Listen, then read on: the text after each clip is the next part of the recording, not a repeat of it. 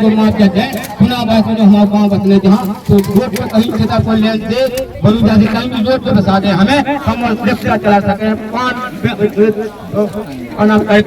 चाय बेच सके रिक्शा चला सके।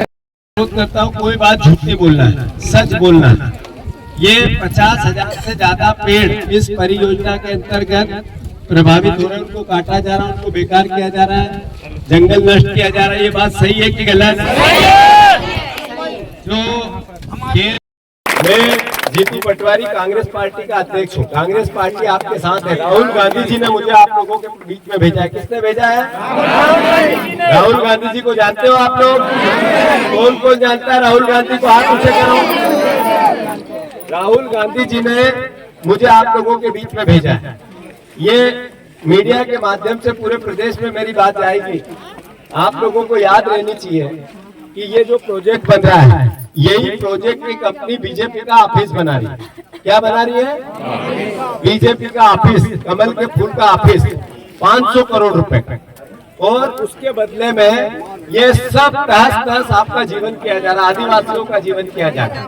अगर आपको मकान की जो कीमत थी, क्या उसमें आज मकान बन सकता है नए सिरे से?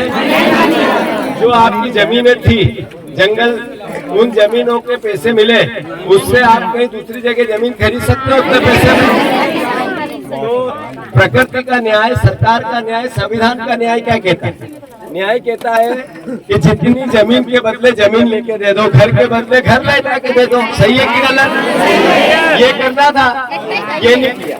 आपको कहा एक मुश्त पैसे देंगे कि वन्य जीवों को प्रभावित न हो, इसके लिए मुझे आदिवासियों की इस पीड़ा से रूबरू होने से प्रशासन रोक रहा था। अंदर आके पता चला कि लाखों पेड़ काटे जा रहे हैं। ये पूरा जखीरा इतना बड़ा, हजारों एकड़ में, ये एक तरह से वन्य जीवों को प्रभावित नहीं करता है, केवल दो व्यक्तियों का आदिवासियों से मिलना उनको प्रभावित करता है।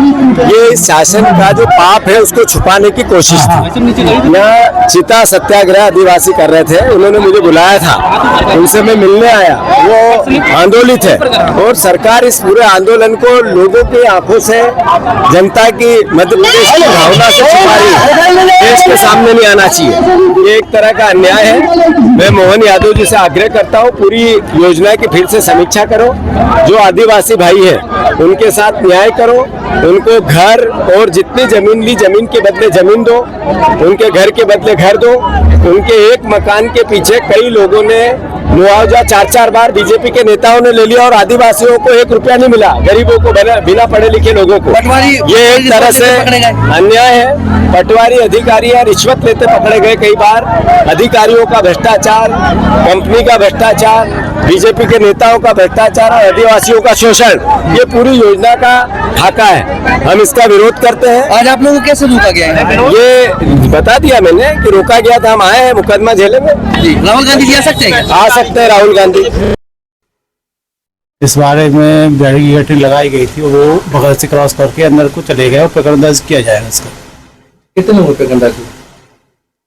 लगभग जीतू पटवारी जी पे और उनके साथ जो लोग रहे उनके सबका प्रकरण दर्ज होगा। आपने क्यों बैरिकेड लगाए थे? क्या कोई दबाव था क्या? नहीं, दबाव नहीं था। कोई कोर एरिया है, कोर एरिया में जाना प्रतिबंधित है, इसकी बैरिकेडिंग की गई थी। कितना में FIR? इससे वाइल्ड लाइफ एक्ट 1972 की धारा 27 के और 30 और बाउंड के अंतर्गत कार्रवाई की जाएगी।